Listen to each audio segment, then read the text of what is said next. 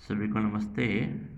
BSc part first में mechanics अपनी पुस्तक चल रही है और इसमें अपना जो चैप्टर चल रहा है वो है मॉलिक्यूलर रोटेशन। आज हम अंतरचक्रण और गुणांक स्थापी गति के बारे में चर्चा करेंगे। तो शुरुआत करते हैं अंतरचक्रण से।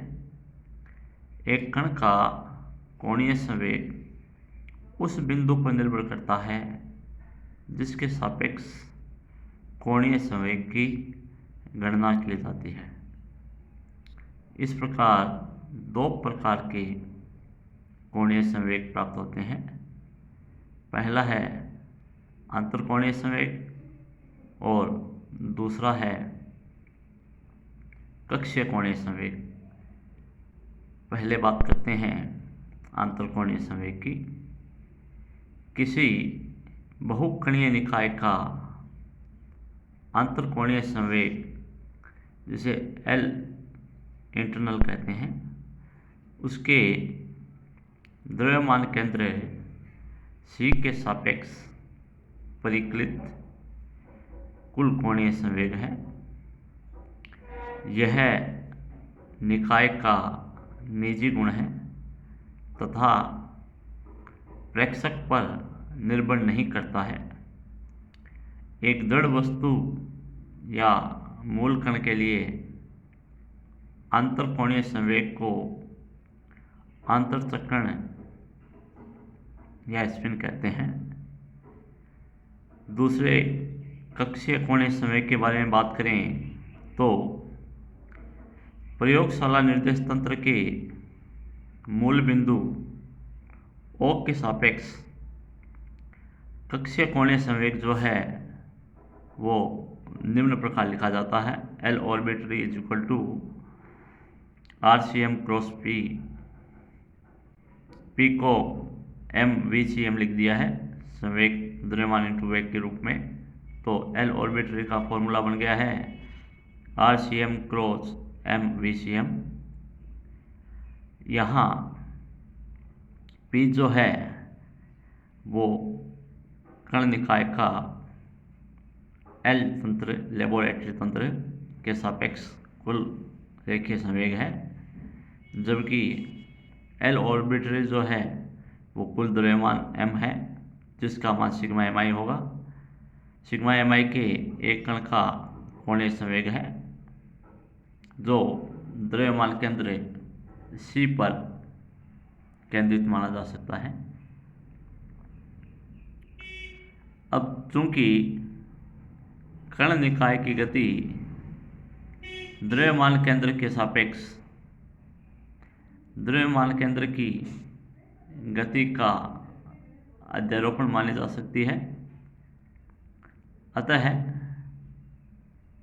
कण निकाय का कुल कोणीय संवेग जो होगा वो हो जाएगा L vector is equal to L internal plus L orbital.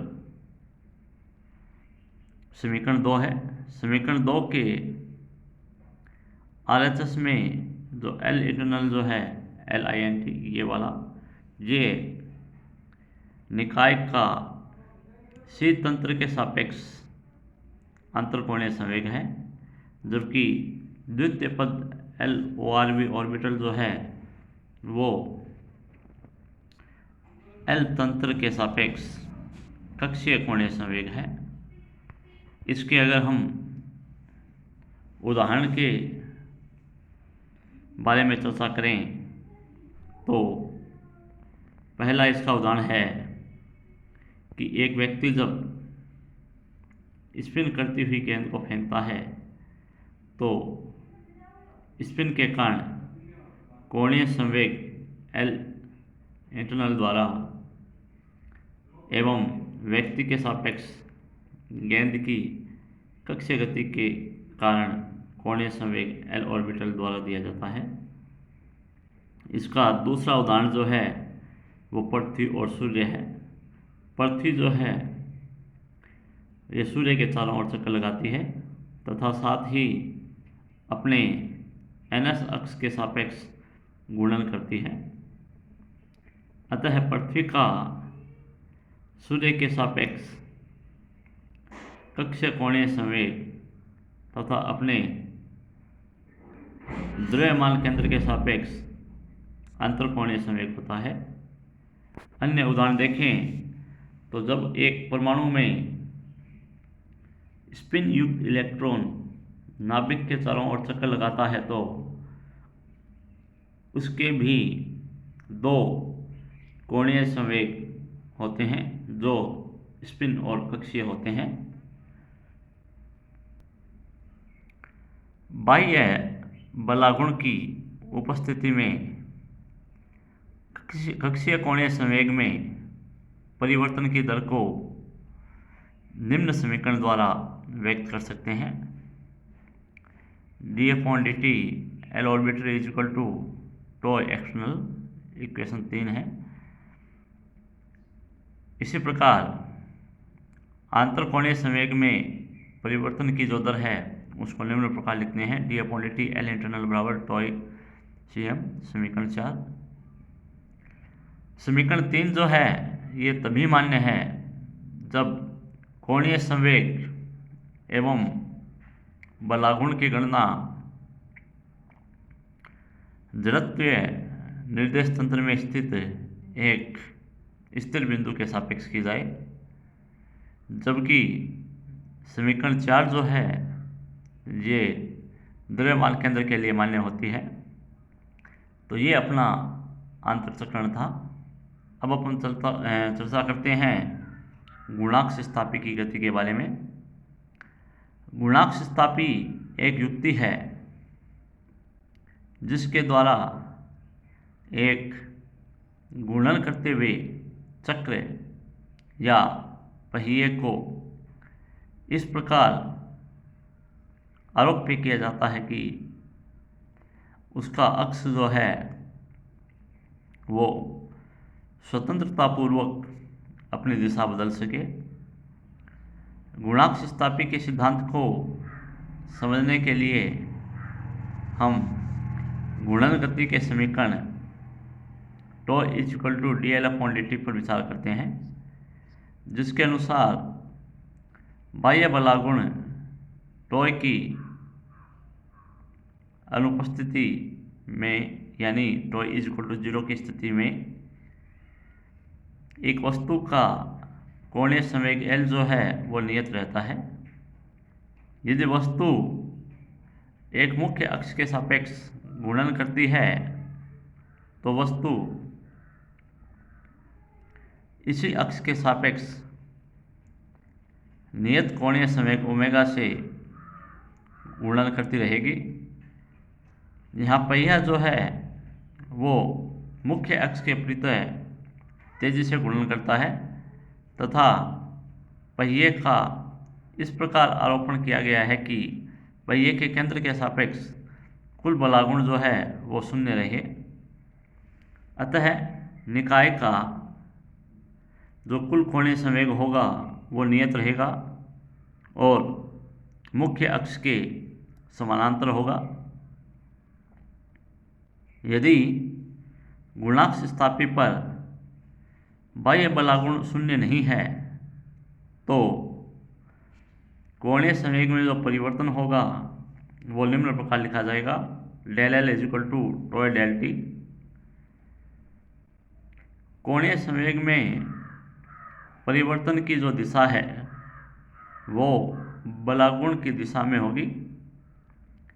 यदि बलागुण टो की दिशा कोणीय संवेग L की दिशा के लंबवत है तो del L की जो दिशा है वो L के लंबवत होगी तथा इस स्थिति में कोणीय संवेग की दिशा में परिवर्तन होगा, परंतु परिमाण जो है वो समान रहेगा, वही रहेगा। इससे घूर्णन अक्ष की दिशा में तो परिवर्तन होगा, परंतु कोणीय संवेग L का जो मान है वो वही रहेगा, इसमें कोई परिवर्तन नहीं होगा। पुरस्करण गति में जब कोण थीटा का मान निश्चित नहीं रहता है परंतु दो मानों के बीच बदलता रहता है, तो इसके कारण कोणीय संवेग L का जो सिरा है, जो कि z अक्ष के चारों ओर प्रसरण गति कर रहा है, वह दो वृत्तों C व C' के मध्य दोलन करता है।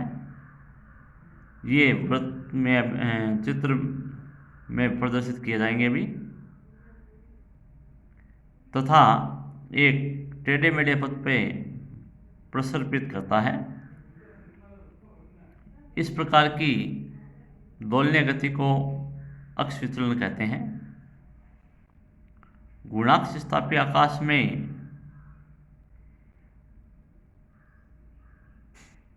अपनी अक्ष को ये स्थिर बनाए रखती है।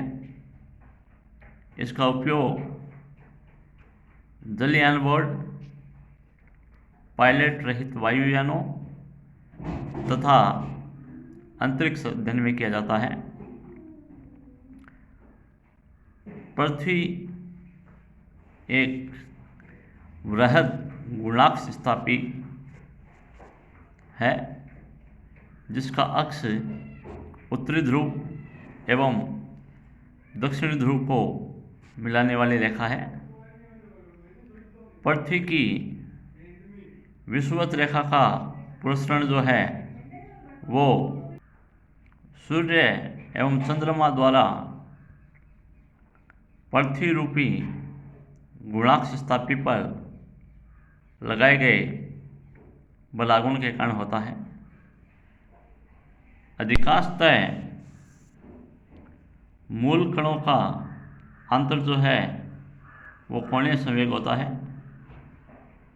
यदि ये कण आवेशित है तो चुंबकीय क्षेत्र की उपस्थिति में एक बलागुण का अनुभव करते हैं, जिससे स्पिन जो है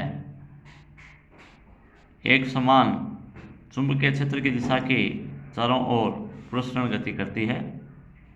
तो ये आपकी गुणाक्ष स्थापी गति थी। धन्यवाद।